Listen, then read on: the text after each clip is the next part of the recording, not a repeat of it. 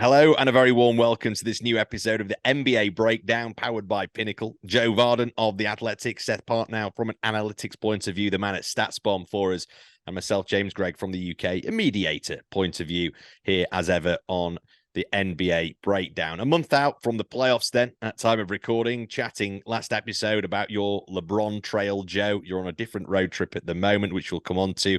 And a reminder that for you listeners, you can get the odds up at pinnacle.com, Eastern Conference winners, the West, and of course, overall NBA title odds and MVP predictions as well. We're aiming to pick Seth and Joe's brains on sleepers, outside teams, and obviously all the favorites as well. Since the last episode, which was in February, we recorded actually just after the trade deadline, didn't we? So first of all, the natural place to move on to seems just to go straight onto those trades. How are they faring? Have they had any effect on the league, in your opinion? Ironically, we're actually recording on the night of Suns at Warriors. No Kevin Durant against his former side there, which is a real shame, actually. Anyway, nonetheless, impactful trades. And Seth, you kick us off this time. I think you've hit on it. Is sort of we're still sort of waiting to see about the trade we need to wait and see about the most. Certainly, the sort of initial returns of the Kevin Durant experiment in Phoenix have been positive, but how much does it really tell us about what they're going to do deep in the playoffs, beating the pants off of Charlotte and Chicago? So we were. I mean, this was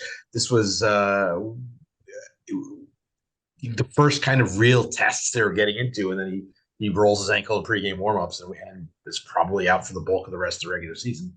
So they're going to go into the playoffs the most unknown team that I think we've ever had that has like real designs on winning anything. Well, you said it last time about kind of rolling the dice, and you liked it because it gave them basically a 2 or 3 year window to be genuine, serious title contenders. And then after that, they're going to have to think of a new plan, basically. But until then, that's kind of the thing. So that's interesting. Joe, I suppose that you're probably on that same line of thinking, really, in terms of Kevin Durant. But any other trades that kind of grabbed your attention? Oh yeah. I mean the Lakers are a totally different team. It jumps off the screen at you. Like they play together. Um, they have far more workable pieces that all sort of fit than they have had in 2 seasons.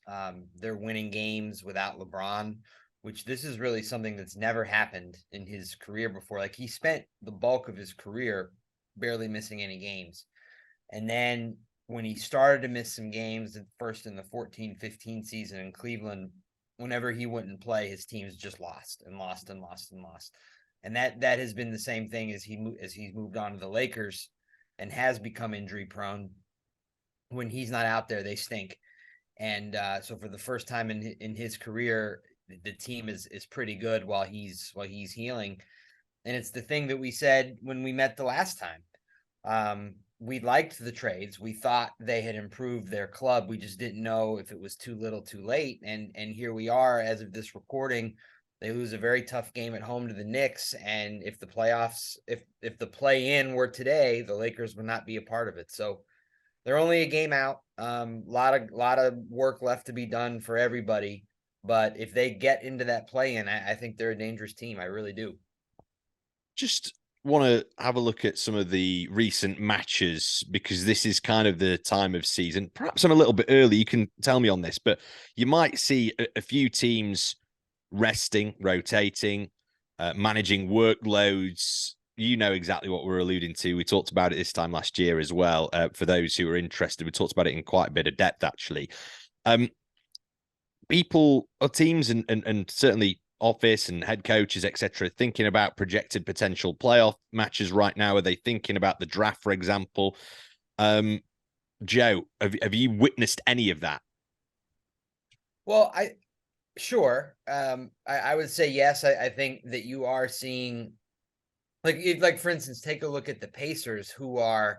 It's weird. They're only like a game or a half game out of the play-in, but their injury report is super long, and it's all with their best players. And so when you look at something like that, you start to wonder.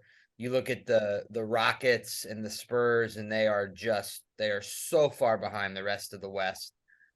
certainly have totally turned the page toward the future. When you start talking about playoff teams resting guys, I feel like that's a harder thing to even notice right now, because for the first time, I guess, ever, we've had just soreness and load management throughout the entire season. So I have not seen anything that separates behavior between now and what we saw in November and December, because they were doing it then. I also think that there's basically one team that's in a spot that's secure enough that it's sort of costless, and that's Denver. They have a big lead. They have a 5-game lead in the Western Conference. They drop an extra game or two because Aaron Gordon takes a night off, or Jokic plays 28 instead of 34 minutes a couple times or something like that. It doesn't really hurt them. It doesn't really cost them much. I mean, they've got a 5-game lead despite having a little bit of a wobble recently.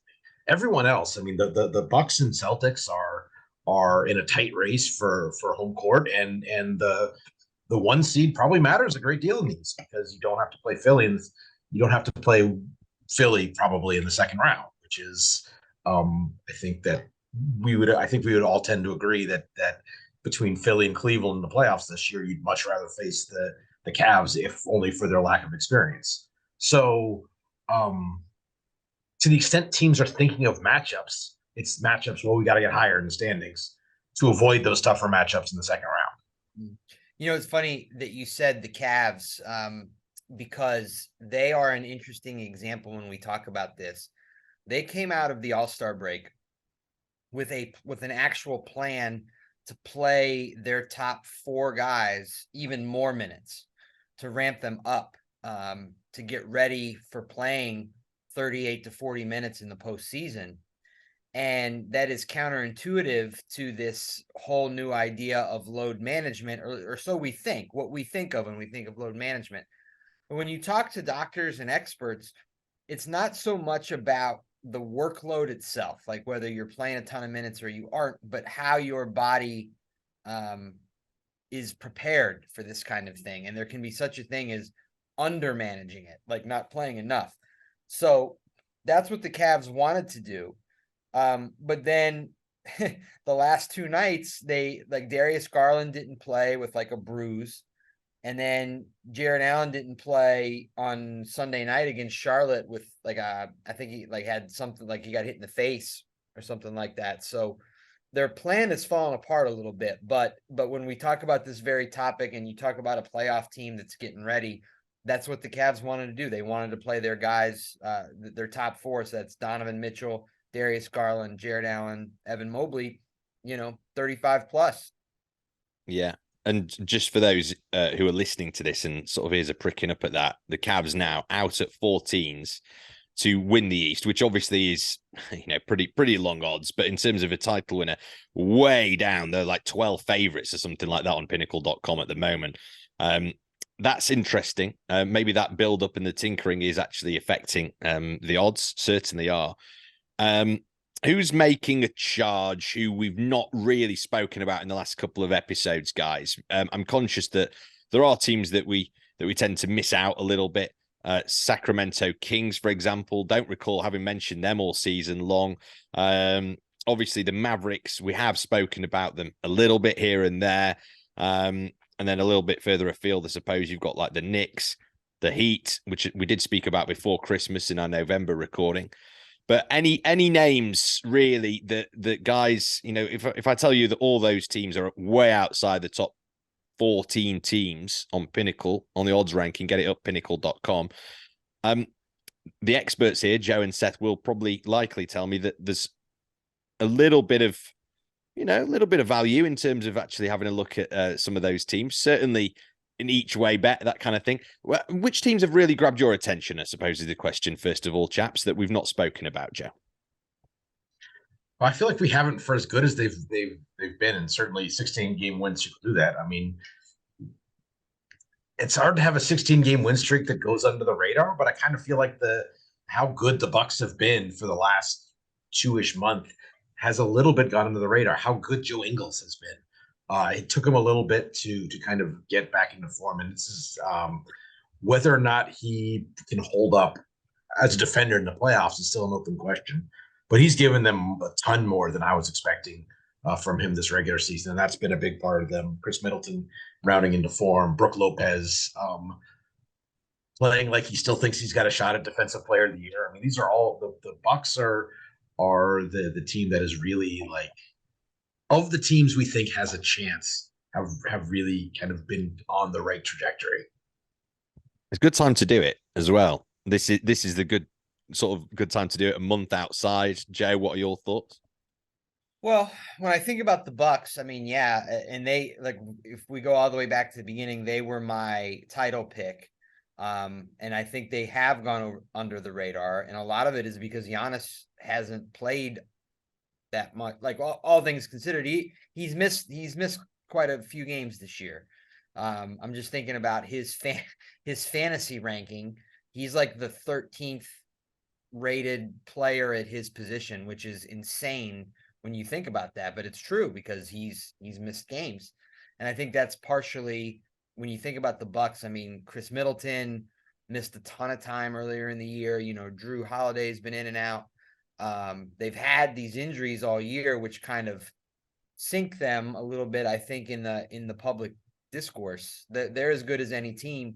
You know, I think the Sacramento Kings, when we don't talk about them, because I just don't know that we like our senses tell us not to believe in this team, in part because they haven't been in the playoffs in forever. I think I was born when they were last in it, but also, you know, they just they're one of those teams where you say, okay, they're better, but they're too young to believe in. But I mean, as of this recording, they are second. They are tied for second in the West with the Grizzlies. I have people telling me that I should be thinking about De'Aaron Fox as an MVP candidate. I won't do that, I don't think, but that's how good De'Aaron Fox has been. And Sabonis has transformed them as well. I mean, the trade that they executed at the last trade deadline, bringing in Sabonis, moving out Halliburton, was just a fantastic move.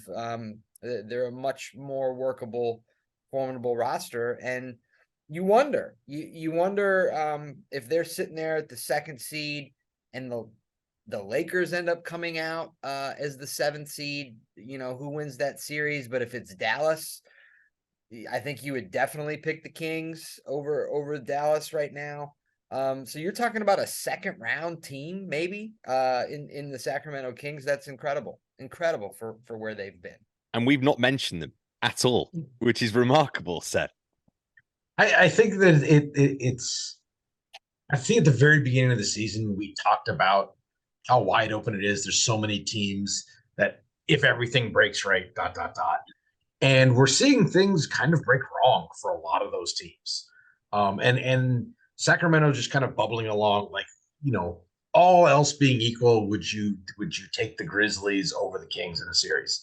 Grizzlies easily. Now, the Grizzlies, with all that's going on between the injuries and John Morant's situation and Dylan Brooks' situation a little bit as well, which is, you know, it's a longer term discussion about the Grizzlies to begin with. But you factor all that in, and the Kings, who, while they have some drawbacks as a playoff team, Joe alluded to them, the lack of experience, kind of the questionable defense, starting really with Sabonis as a kind of an archetype of a player who has not held up well in the playoffs in recent years. Okay, those are reasons not to believe in them. But then you look at everybody else, aside from Denver and maybe Phoenix, assuming Durant's healthy, who do you believe in the West? So the Kings, why not? Yeah, why not? And they're at 42 on Pinnacle, which is incredibly long odds. Joe, you're on the road at the moment with the Grizzlies.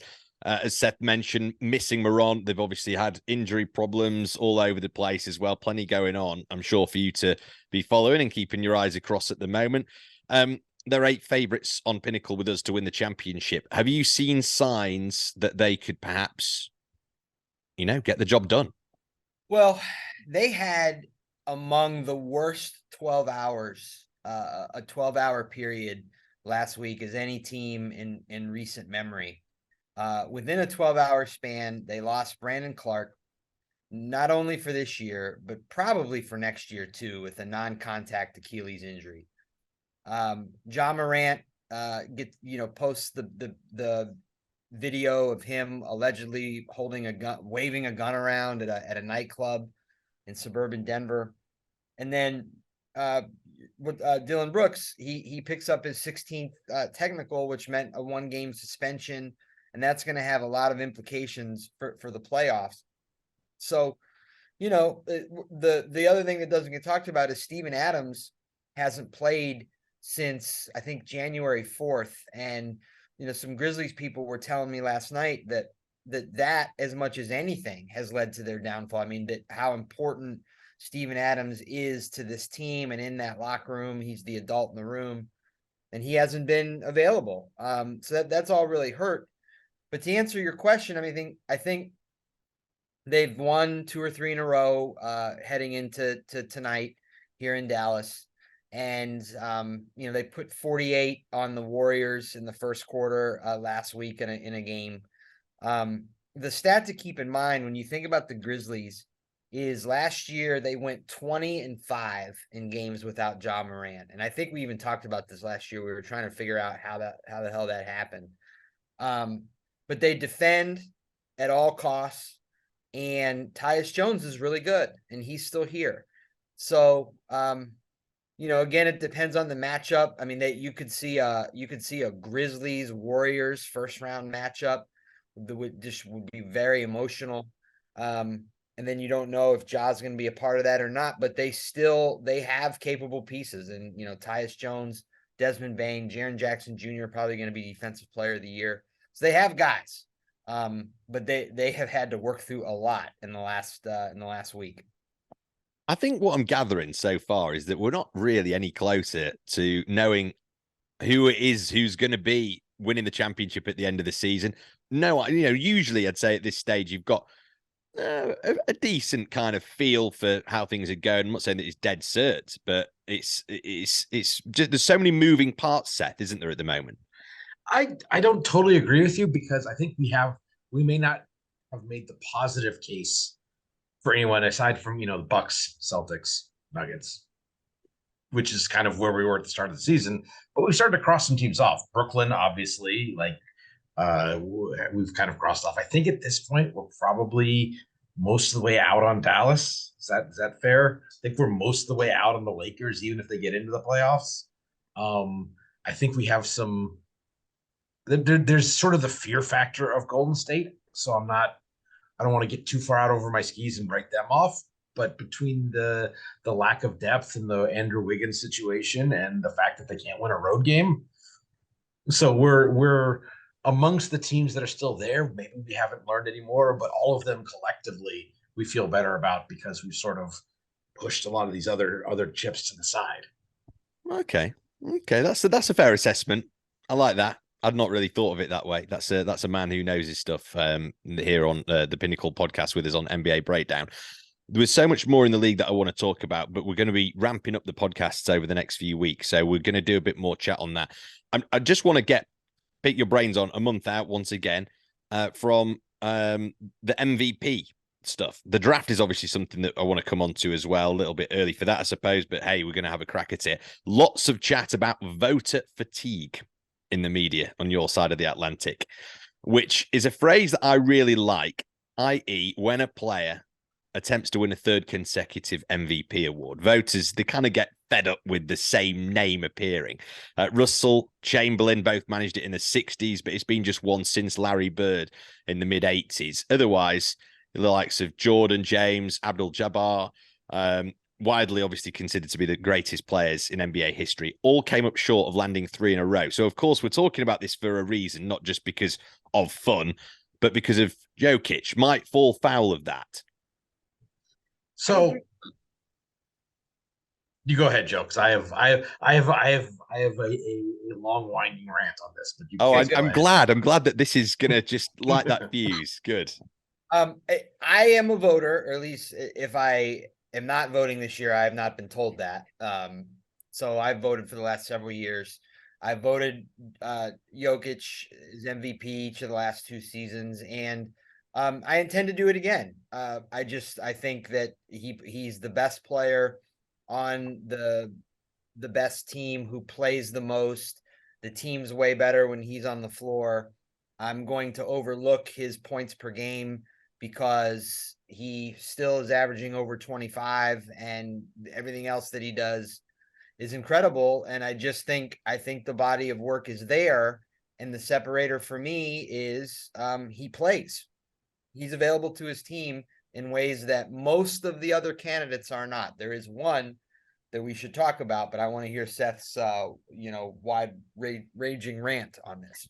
So this, first of all, we're not in a court of law. This isn't like a precedent that we're bound to follow, especially because the two times where you could sort of claim voter fatigue really affected the voting are two of the awards. I think it's Derrick Rose, Karl Malone over LeBron and MJ. That you look back on, it's like, no, we got those wrong. And a lot of the other cases, it's hard to win 3 straight because guys who won 2 straight MVPs tend to not actually play very well the third year. Jokic just plays better this year. He's been like as great as he was each of the last 2 years.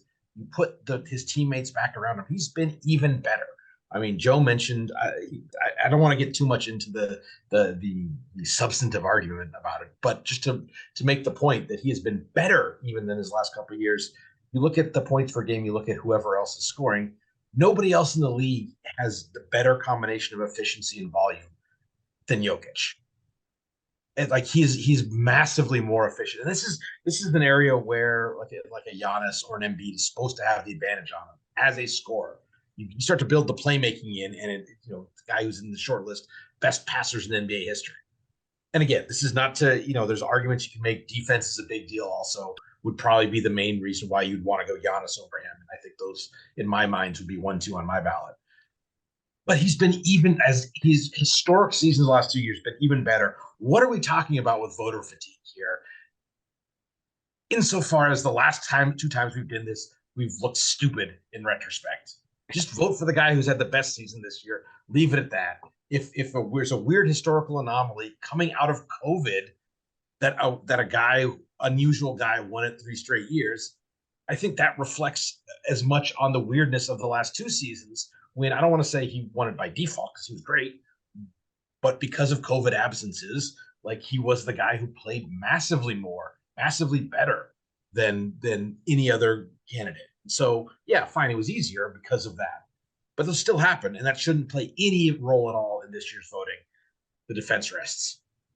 That was fantastic. Yeah, round of applause there, Seth. Magnificent, and straight back on mute, looking quietly pleased with himself. He nailed that, Joe, by the way. Absolutely nailed it. So was the second name there, by the way? Was that correct? I want to know. Okay.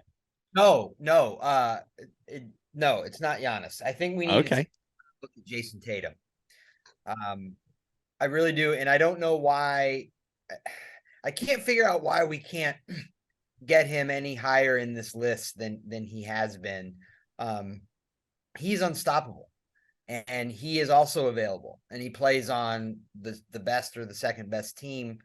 And I guess I'm wondering why we don't give him more credit when we talk about things like this, because he's awesome and probably should really be considered for this. When you just look at where Boston has been all year, the injury problems they've had outside of Jason, the coaching change that they had, and he just keeps getting better and better and better. I mean, he could be, I don't want to say he's the next LeBron. He could be a comparable player to Durant in some ways. And he's just so young and so good. And I don't know. I think we need to take a harder look at him. Okay. So I would respond to that. I think this is a different sort of voter funniness, is that there's a recency bias, and Tatum probably his best stretch of the year, it's what is probably going to end up being his best stretch of the year, was the part that voters are going to remember the least because it happened, in December. And he has been, but on top of that, he's also showing signs, I think, over the last couple of months of wearing down a little bit. He's a guy who wants to play every game, plays big minutes. They rely on him to do a lot. But if you look at it, one of the, kind of an indicator of fatigue that I like to look at is his ability to get to the free throw line. First couple months of the season, he was averaging about 9 a game. In comparable minutes, comparable, like, overall offensive load. He's down to about 7 over the last 2 months. And that doesn't prove it, but just those ability to create advantages and get to the line off of them, that can be an indication of just, being a little hurt, a little tired, something. So I think that if he arrests that a little bit and kind of gets back to where he was for the first bit of the season over the last bit of the season, I think he's front and center in the conversation. But him falling off a little bit and the Celtics falling off a little bit as well has probably damaged his candidacy. Well, at the moment, 5th favorite he is on Pinnacle, which I think's, I think that's fair. Worth a little stab now, because he might just light up. You never know over the course of the next few weeks. Good intel. Guys, I just want to pick your brains quickly on this. I know it's a little bit kind of early to be thinking about this kind of stuff. Henderson, Wembanyama, we've been speaking about them a little bit throughout the season. Any of the players really that we need to stand up and take note of in terms of, being a future star? It's so hard this year because depending on who you trust about this stuff, I don't know how many of the top X players are going to not played in the NCAA. It's going to be Wembanyama, Henderson, the Thompson twins. We're going to know from a public standpoint, we're probably going to know less about these, be less familiar with the top guys in the draft than probably any time since the one and done rule came into effect. Would you agree, Joe? Absolutely. Absolutely. I mean, I can't honestly, I can't really sit here and say, well, here are the guys in college that you need to be aware of. I mean, there's the kid from Purdue that's a giant. What's his name? Effrey, I believe. Eddie. That's right. Eddie. And he's, he's a possibility for Team Canada, which is interesting for this summer. But yeah, I mean, I'm hoping that the tournament that is getting ready to start here educates us at large a little bit, at least just in terms of being able to place some names with some of these prospects. I know there's a kid in Houston, there's a kid at Alabama who's had all these problems off the court. And we know more about him for that reason than we do for like rightfully so, I would say, but still. It's a great point. And I always say on here, I mean, I never shy away from this, that the draft in college basketball is definitely the weakest part of my personal game. And I don't hide from that, but I just feel it, Seth. I do that this is at an all-time low in terms of prospect name recognition. It's crazy. And the top 2 players, don't play college basketball. Never did. That's just, I think that's a problem for the sport. It is a problem that we will discuss in more depth, I'm sure, next time. And of course, we've got more basketball chat to come over the course of the next few weeks as we approach the crescendo to this basketball season. Seth, Joe, thank you very much once again. We will reconvene in a couple of weeks' time. And if you have never dialed in before and listened in to the NBA Breakdown, subscribe, follow again. Hopefully you've enjoyed what you have heard, and hopefully you picked up a couple of good tips there. I like that. I like the Sacramento Kings and the little analysis there. That was a real bit of gold dust that hopefully a lot of you are taking home with that, plus all the other usual bits and pieces from the 2 experts that we have every single episode. We're back next month ahead of the playoffs as well. Keep an eye out for Champions League betting blueprint in the soccer as well, and the return of major talk, of course, with the Masters Golf just 4 weeks away. Betting special. Joe Vardon, big golf fan, rubbing his hands at that. Keep across Pinnacle's NBA predictions articles on our betting resources page. And we have our NCAA and Euro League odds up as well. Follow Pinnacle on Twitter and Pinnacle Sports as well. Odds were correct at the time of recording. Remember to please gamble responsibly. Thanks for listening.